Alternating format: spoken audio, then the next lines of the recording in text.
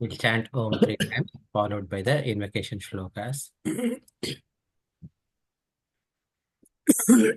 Inhale deeply. Om.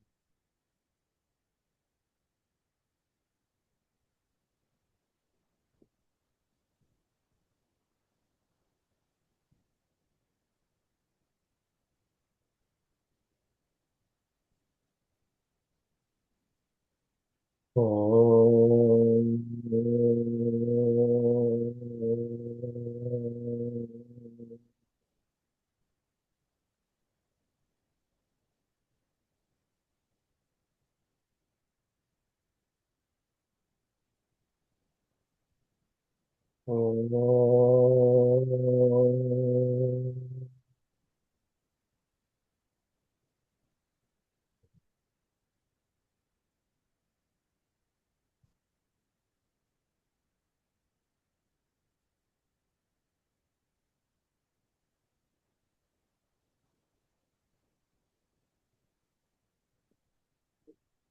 Om Sahana Bhavatu Sahano Bhunaktu Sahaviryam Karavavahai Tejasvinavadhitamastu ma Vedvishavahai. Om Shanti Shanti Shanti. समस्त जन कल्याणे निरतं करुणामयं नमामि चिन्मयं देवं सद्गुरुं ब्रह्मविद्वरं सद्गुरुं ब्रह्मविद्वरं. Welcome back, everyone. We are covering chapter 7 of Gita. In Gita, what we are doing is Bhagwan was saying that he categorized bhaktas, I mean, like his general population, into two categories: bhaktas and mudhas. Bhaktas are devotees, mudhas are the deluded people. So within bhaktas, he said there are four types of categories. We have seen all of that. Then, no matter what category of devotee we belong to, as long as we reach out to him, he is going to give us Shraddha, faith. Now, this Shraddha or faith is very important in a spiritual seeker's journey. Why? Because he says that when he talks about his own nature, his true nature, essential nature, right, our intellect or our ability to understand things, our smartness, etc., none of them matter to understand the nature of the Lord. And he says that um, in verse 24, he says, my true nature as Bhagwan is avyaktam. Avyaktam means unmanifest. Vyaktimapannam manyante mam abuddhaya param bhava majananto mamavyayam anuttamam. So there's nothing beyond me. There's nothing better than me. And my nature is imperishable. However, this cannot be grasped by abuddhaya, one who doesn't have intellect. Now, people were like when they initially see, oh, that means that I must be smart. I must be smart to understand nature of the Lord. So, if I don't have a degree in this or degree in that, etc., if I'm not scholarly, I cannot understand nature of the Lord. There's nothing farther than truth. I mean, like that is not true at all. Why? Because the intellect that is used, that is useful for us to reach, to obtain our day-to-day needs, and the intellect that is needed to find ourselves are polar opposites. One intellect is taking us, our standard definition of intellect, our smartness, our, what is it thing called? Street smartness, okay? Dunyadari, that's how we say in colloquial language. And then even our scholarly smartness, all of them are to obtain things from the outside world. The buddhi that is required for us to attain Bhagwan is, is based upon two aspects. One is what we call as chitta shuddhi, purity of mind, and then chitta ekagrata. So usually chitta ekagrata is translated into English somewhat loosely as clarity of thought. Purity of mind and clarity of thought are required. True. But here, clarity of thought regarding what? Okay. When our mind is purified, okay, when our mind is getting purified, how is the mind purified? To understand that first, what is the dirt in mind? Because purification means removal of dirt is purification. What is the dirt that is there in our mind? Okay. The dirt in our mind is, you can say in two ways. One is based upon avidya, meaning ignorance, well, ignorance of our own true nature. Because I don't understand that I am Brahman, that knowledge is not clear. What happened is that I have a lot of vasanas. And all these vasanas are based upon my body. Okay? Well, I didn't like thinking that I am body. Because I am body, I am incomplete. Because I am incomplete, I had to gain something to become complete. To gain something, I had to do something. So this is how the whole thing happens. So all of this, so from a Maya perspective, we say like we have Sattva, Rajas, and Tamo Guna. Three aspects, right? So this Rajas and Tamas are the ones that are leading us to the outside world. Now, when we turn ourselves inward, what do we need to do? We need to get rid of this Rajas and Tamas. The getting rid of Rajas and Tamas is what we call as purification. Okay, that is Chitta Shuddhi. Now, when this Chitta Shuddhi is happening, there is a mm, there's an indirect benefit that is happening. Okay, so there is a positive aspect that is coming. Right now, my mind is pulled by the number of vasanas that are sprouting from my mind, okay, internally at any given time. Now imagine if we what we proudly proclaim that we are doing multitasking. Okay. What does multitasking mean? I'm trying to do 5 things at a time. Okay. Which means what? I have 5 vasanas that are sprouting in my mind. All of these vasanas are doing what? Do this so I can get this. Do that so I can get that. Okay, so that's all it is going on. So, and it is also, even from science perspective, it is proved that multitasking is not real. There's no such thing as multitasking. All you end up doing is not paying attention to anything. Right? So it is said, right? So for example, um, if there is a mango on a tree and you want to throw a stone to hit it and it falls, whether mango or whatever, right? You want to throw a stone onto a tree and hoping that a fruit falls down. Now, if you take one stone at a time and hit it, it goes farther, higher, and likely to hit the target better. If you take 5 stones and throw up, they won't even rise far higher. They're going to miss the target way away, and then they will fall down. So throwing that single stone or having one single thought is what we call as chitta ekagrata. Ability to hold on to one thought and work on that thought alone is called chitta ekagrata.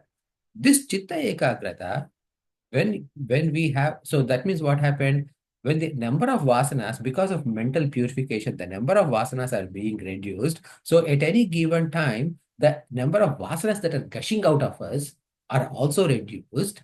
Then automatically the ekagrata will be there.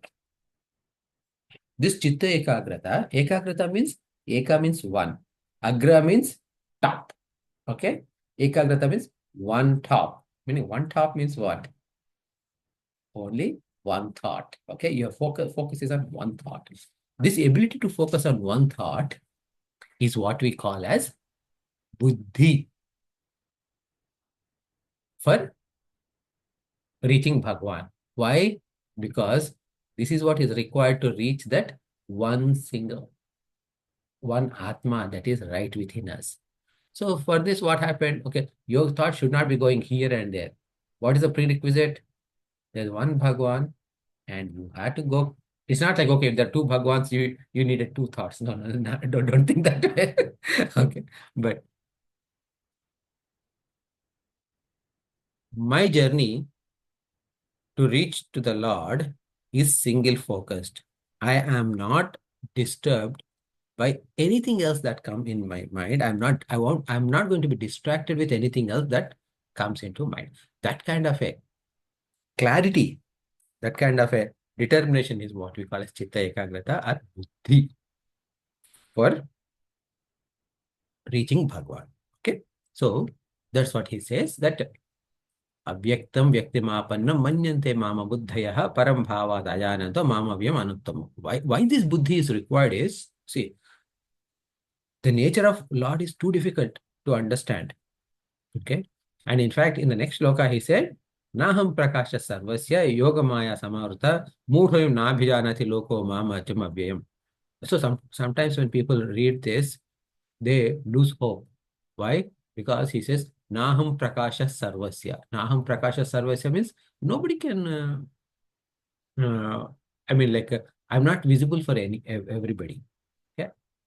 I'm not visible for everyone, means what? I am visible for selected few. Okay. It doesn't mean like a selected few is also a wrong word, because when you say selected, that is as if Bhagwan has selected some people. No. Okay. Not even chosen few.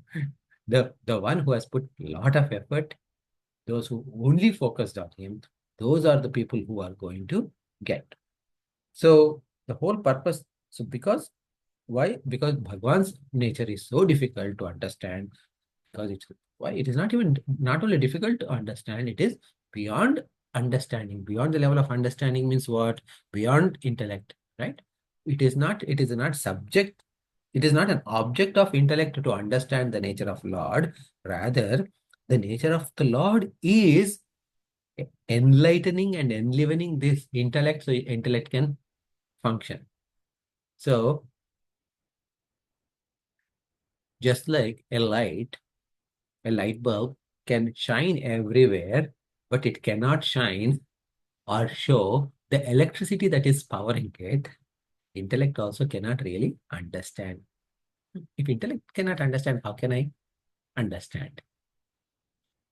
Because it is the nature of Lord is much, much closer to us even than intellect. Okay. For example, if I ask you, what is 23 plus 38? Then I need intellect to calculate. 23 plus 38, 3 plus 8, 11. So 3 plus 2 plus 1, so that is 6 and 1. Okay, 61, something. Okay, like that. So that's where intellect is needed. But when I close my eyes, turn off everything meaning like mind, I still know that I exist. I'm One is I exist and I am aware of my existence. So this existence is Sat, and awareness of that existence, which is not different from existence, is a simultaneous awareness of the presence of that existence, which is expressed as that, yes, I am here, without any thought. independent of any thought, is Chit. So this Sat and Chit, to understand this, to know this, intellect is also not really required. Okay. So the this na aham prakashasya praka naham prakasha sarvasya. Okay, I am not visible to everybody. Only selected, chosen, no, not selected, chosen. I'm, I'm keep, I keep saying wrong things, wrong words. It is available. I'm only available for those people who want me only and nothing but me.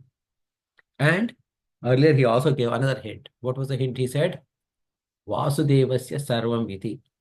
So, because see, what happens is that I understand God alone I want, but there are so many things that are distracting me. How can I see? How can I be so much single focused? Right? So the thought that Vasudevasya Sarvamiti means Vasudeva alone is everything. I mean, God alone is all of this. When you have that thought, whether you see a cow, whether you see a pig, whether you see a mosquito or a tree or your friend or your family member or a foe, it doesn't matter. You see in a God alone in and through. Okay. So that's why he's preparing us to think higher. Okay. So that is like saying just focus alone. Okay. On this alone. Okay. Don't think that it is, I want to do A, I want to do B, I want to do C, I want to do D. Oh, by the way, like I'll also but do a little bit of a spirituality here and there. Why? Because it's my insurance policy. Just in case if there is something called like God, let me do a couple of few things so I can check them off. So after death, I'm taken care of. Okay? He'll take care of that. Okay. And he will help even for that too. Okay? And what is the thing that he's going to give us? Shraddha, faith. Why? That faith is required to hold on to everything else. Okay, so that's what we were seeing. Any questions based on what we heard so far?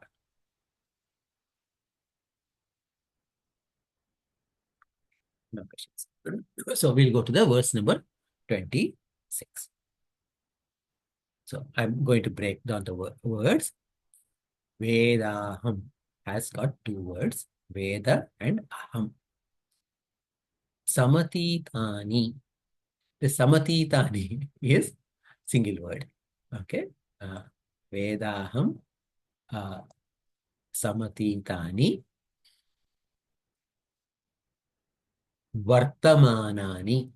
Vartamanani is also single word. Vartamana. Cha, Cha and Arjuna. Together we have become Charjuna. Okay. Charjuna is Cha and Arjuna. Bhavishyani, single word again.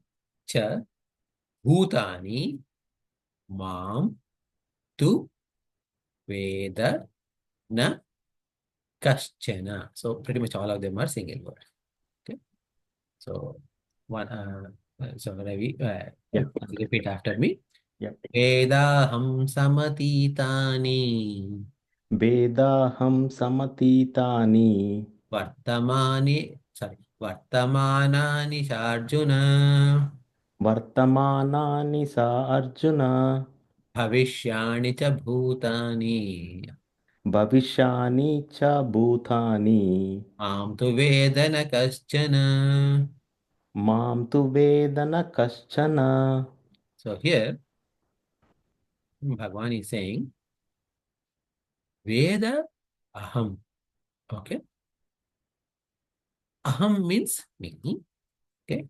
Veda Aham means knowing me. Samatitani. Okay. Samatitani means in the past. Vartamanani in the present. Bhavishyani in the future. Okay. So that means Aham Veda means I know past, present, and future. Bhutani. Bhutani means anything and everything that has born from Panchamahabhutas. Okay. So that means entire world, all jivas, etc., they are all Veda, meaning I know. Okay. Two, on the other hand, na kaschana mam Veda, but nobody knows me. Meaning I know everything. I know past, present, future. I know about all beings.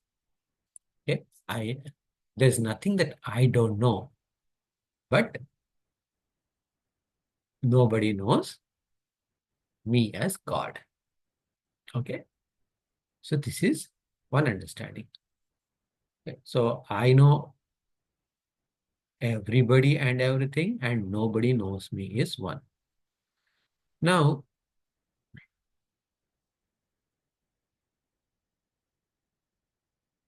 this is from as God, as Ishvara, okay, or as Avatara. So that means, I mean, I know Lord Krishna, yes, but do we know really the nature of Lord Krishna to 100%? No, we don't know. Does Lord Krishna knows all of us? Yes, he knows. Even in Dwapar Yuga, he knows that we are going to be born to around this time, and he knows that we all of us would be in satsang at this point. He knows all of that, but we don't know about him. That is one interpretation.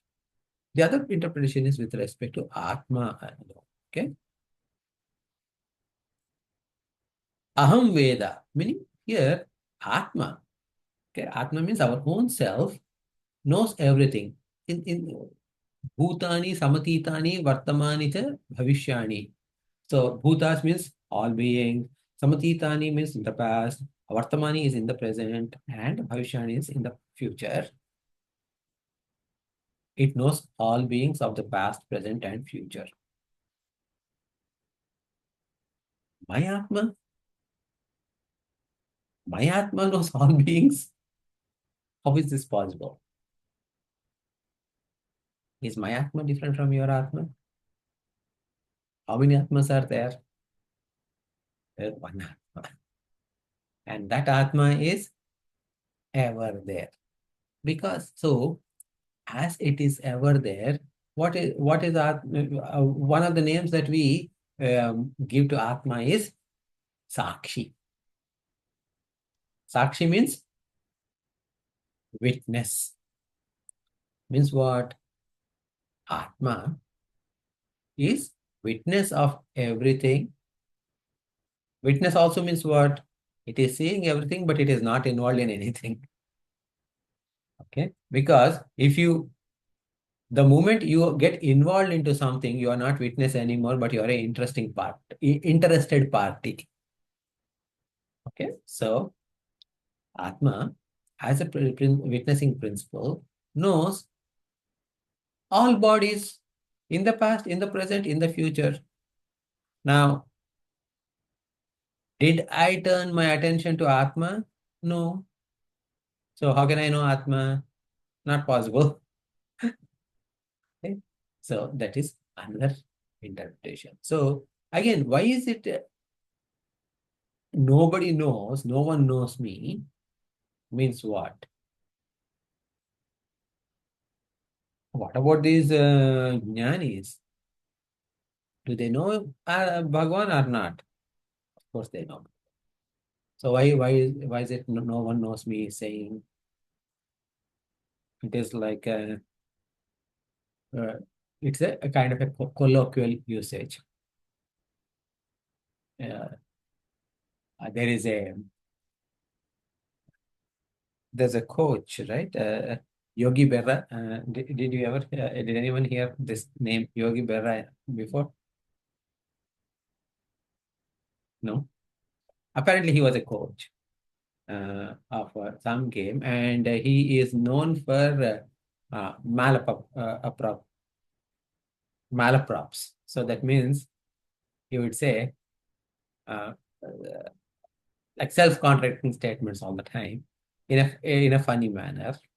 Okay, so one of the words, one of his quotation is that that place is so busy no, that nobody goes there anymore. Okay, so does that make sense? Yes. Okay. It has become so popular that the regulars who used to go don't go there anymore. Does it mean that does it mean that nobody's going there? No, no, no.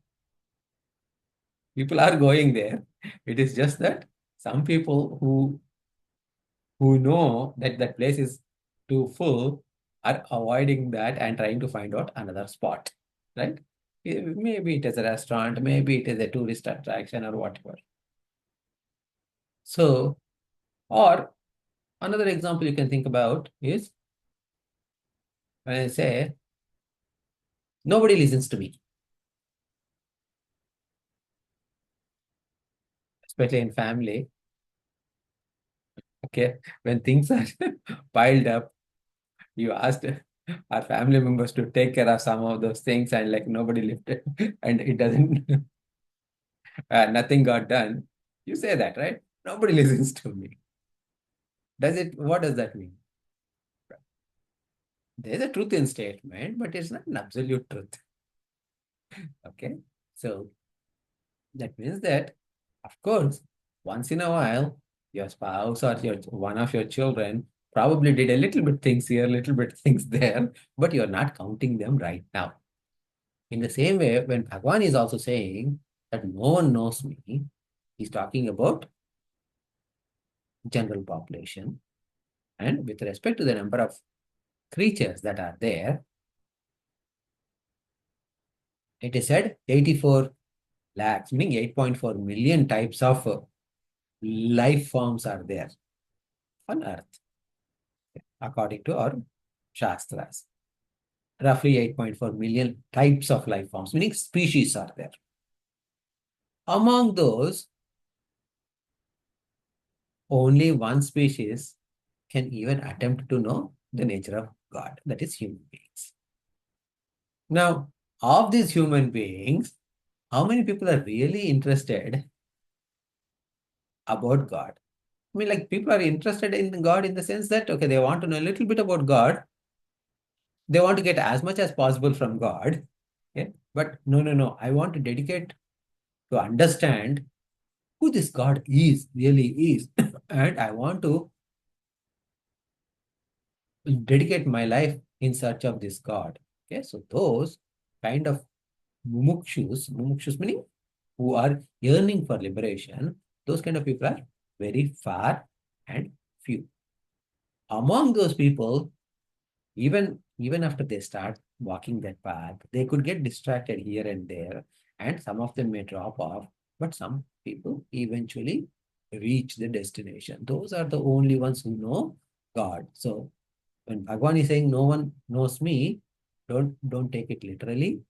Don't lose hope. All it means is that very rare, few, far and few people understand the true nature of God. And those are the Mahatmas who come and teach us, right? As uh, whether it is Bhagwan Shankaracharya, whether it is from Chinmayananda ji, Ramakrishna Paramahamsa ji, Ramana Maharshi ji, etc. All of those people are so those great liberated Mahatmas.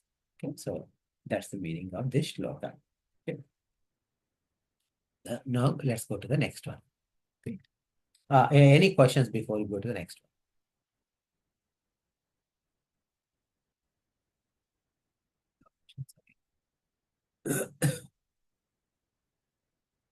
Break down the words for the next shloka.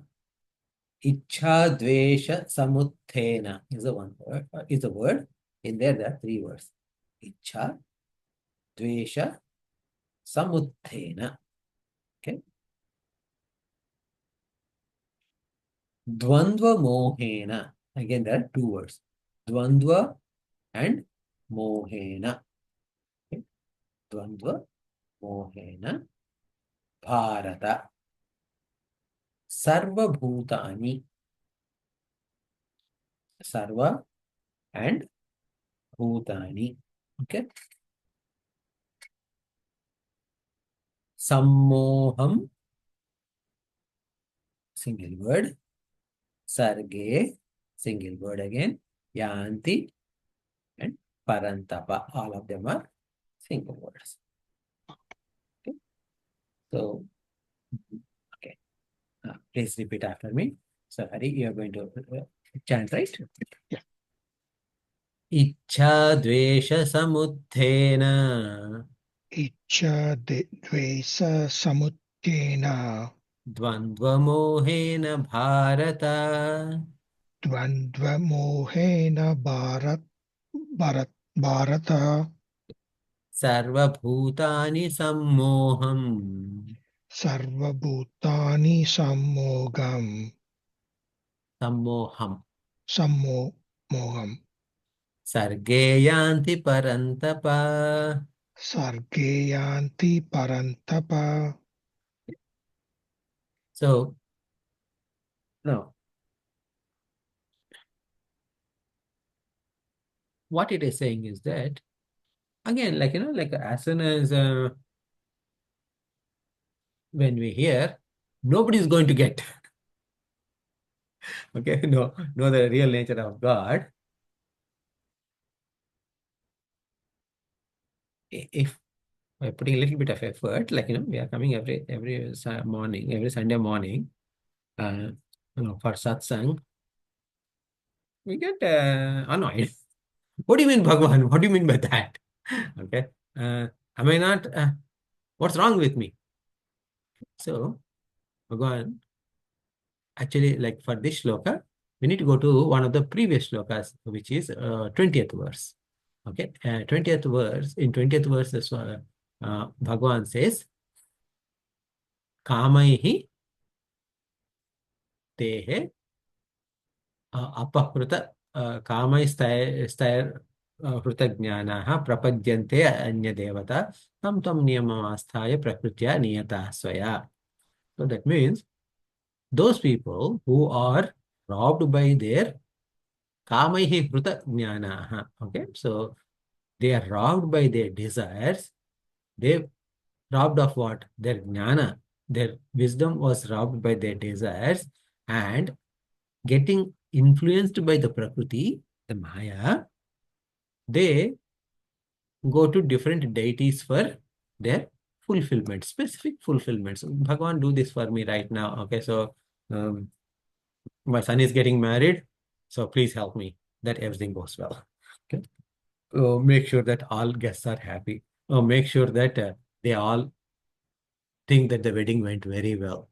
Okay, make sure that my expenses are low. Okay, make sure that whatever I spent, that money comes back right away. So like this, like you have a lot of desires, right? Based, I mean, like all these askings from the God is based upon the desires.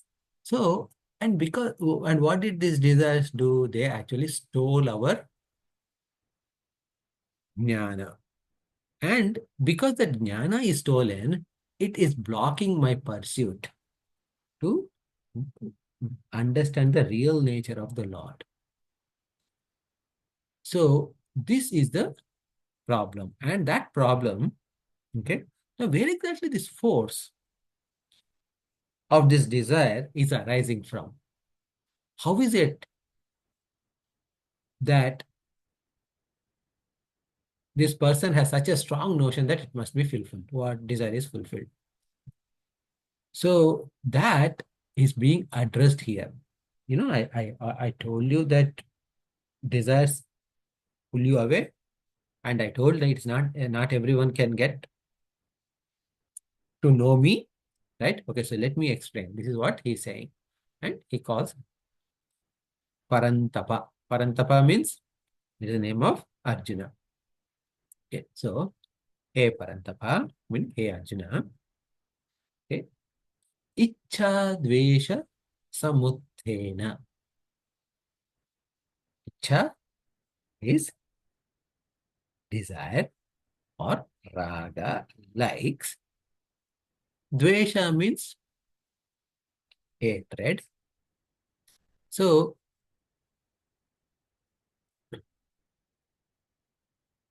what happened is, why do you like something? If I say I like something, why do you like something? Ah, because it is going to give me happiness, or it will give me happiness. Meaning what?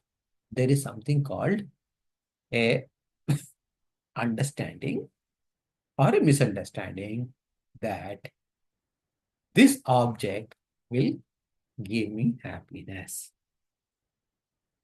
Now, dvesha, oh, again, it is based upon a understanding or misunderstanding that this object is going to give me pain.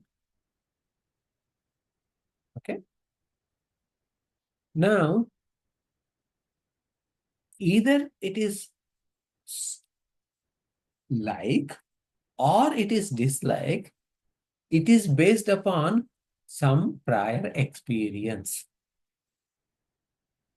Either the like or dislike, they both are based upon some prior experience. If not, there's no like or dislike. So if suddenly a new object that you have never seen is put in front of you, the mind goes blank. What is it? Then intellect comes into picture along with chitta and says, you know, I've seen something similar to this back then there. Okay. Yes, yes, yes. And that object gave me pain. Yeah, yeah, yeah, I know. So this object is also going to give me pain. So that kind of a build-up happens. Dvandva mohena. Okay. So, actually, ichcha dvesha samuthena. Samuthena means samyak uthena. Uthena means rising or born. So that means born from this ichcha and dvesha. Okay. Dvandva mohena. Dvandva. Dvandva means dual. Okay. Dual here in this specific context, what does it mean? Pairs of opposites. Okay. So pairs of opposites. What? Sukha and dukkha in this particular case. Now, sukha and dukkha, what is the relationship between the sukha and dukkha? Why are we bringing sukha, dukkha? Because they are connected to ichcha and dvesha, likes and dislikes.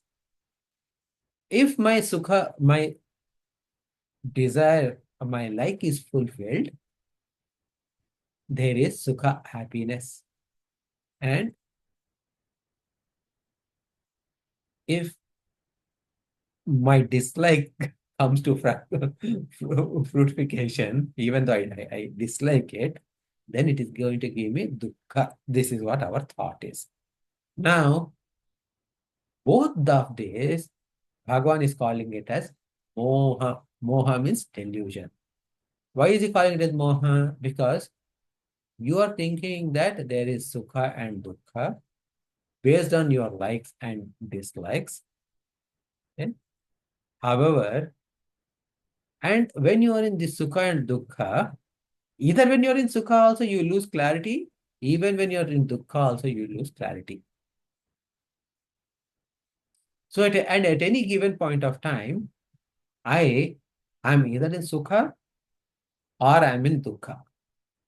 Because I'm in either in elation or in sorrow, my whole life is being spent on saying that, this particular like helped me, this particular like did not, this particular dislike did not help me. Or I'm refining what my likes and dislikes are. So I am bound between this sukha dukkha and raga dvesha. Then what happened? My next goal is what? Eliminate dukkha and, decrease dukkha and increase sukha. So that's all my pursuit is. Now, whose pursuit is this?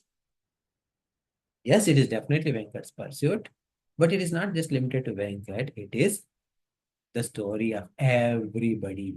Sarva Bhutani. Okay? Sarva Bhutani means all jivas, not just human being, but whether they're plants or whether they're animals or whoever, everybody is looking for this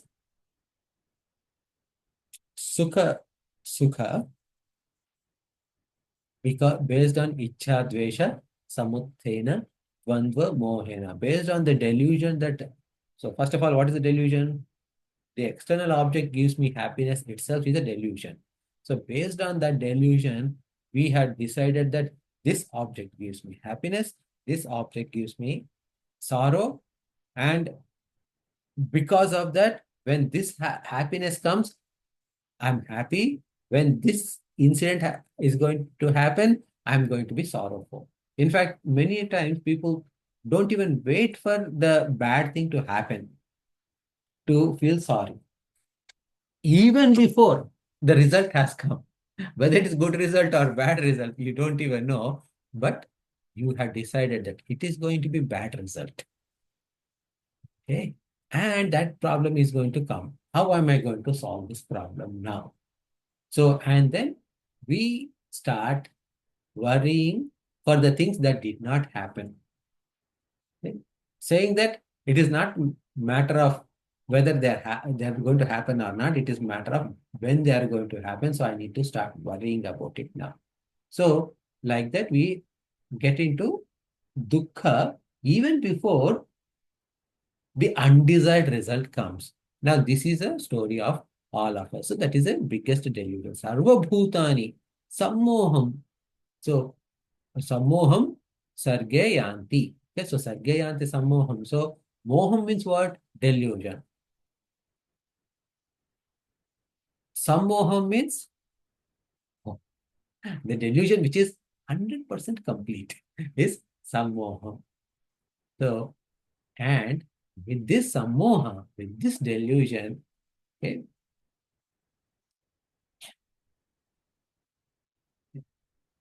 and this delusion, when is it there? When is it? When did it start? That is Sarge. Sarge. Sarge means some Russians also have the first name, right? Sergey. Sergey here means at the time of birth. So this we are in this delusion from the time of birth. Why? Because we are not born with a clean slate. Our birth is not, our current birth is not our first birth.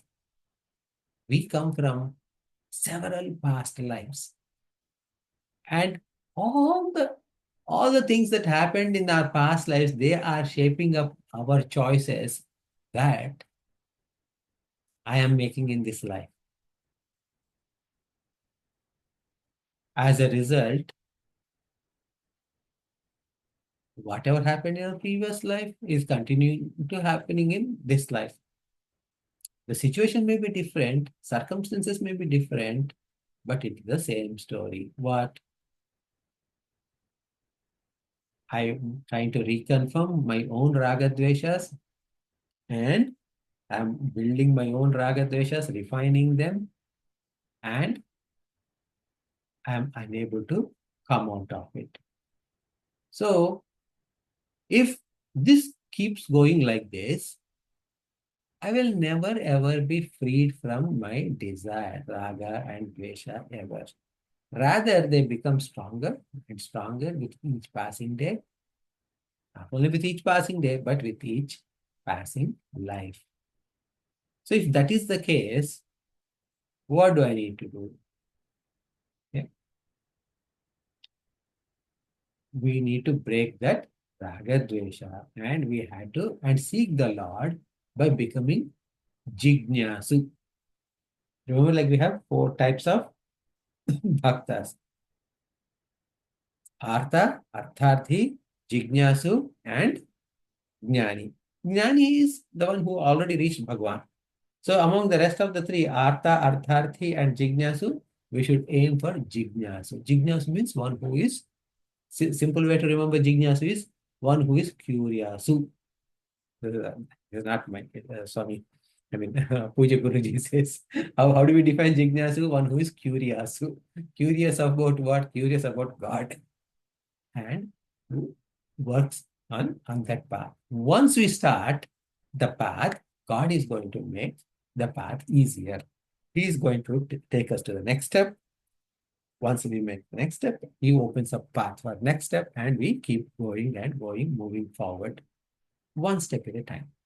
Okay, so there is a path, and that, like that, the description of that path, okay, is going to be addressed in our next shloka in detail.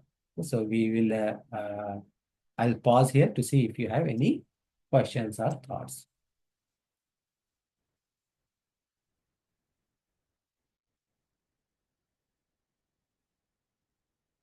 You're all very quiet today.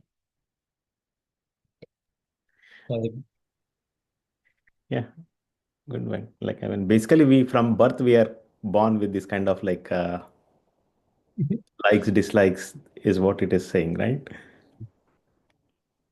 yeah, that's why even twins, right? Uh, of course, in movies they show, like, one twin brother is being beaten, another twin brother Feels feels like he's being hit, and then all the action movies have like that. But even twins, the one who are born at the same time, at the same place, from the same womb, for the same sperm, they they both have different set of likes and dislikes. Their paths are different because of, even though in this particular life they appear to be born at the same time, their paths are from different. They're coming from different things. Okay, so it is as if, in India especially, uh, when you are going in a train, okay, and if the train is about like 6 hours train ride or 8 hours train ride, daytime. And back then, every half an hour, there would be a train station. It will stop at a station. Some people will get in, some people will leave, and then you start talking to them, you make friends with them. Okay? And sometimes you even exchange. I mean, right now, there are like phones, mobiles, etc. But let's say 30 years ago, 40 years ago, sometimes you even exchange address, saying that, hey, in case if you come to our town, come see me or whatever. Okay. And after that, their destination comes, they get down, train keeps going, you keep going, and eventually your destination comes, you also get down, and train keeps going with passengers, right? So all the passengers, we made friendship, we shared some, maybe some snack, like, at that time, what was our snack? Usually a mupali, right? Peanuts. We shared some peanuts, okay, and then we said our byes and we moved on. That's the nature of life as well, right? Not just one life, but across multiple lives. Okay. And the train is keep going, keep on going. When we get down in one form, but we get in another form into the train. That's all. Okay. So, shall we close then? Oh.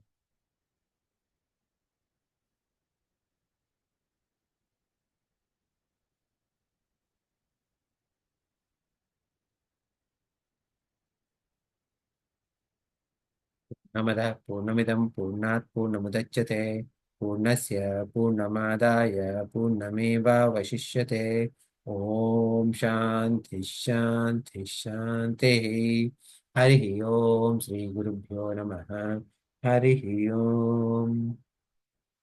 Thank you all. Have a great weekend, and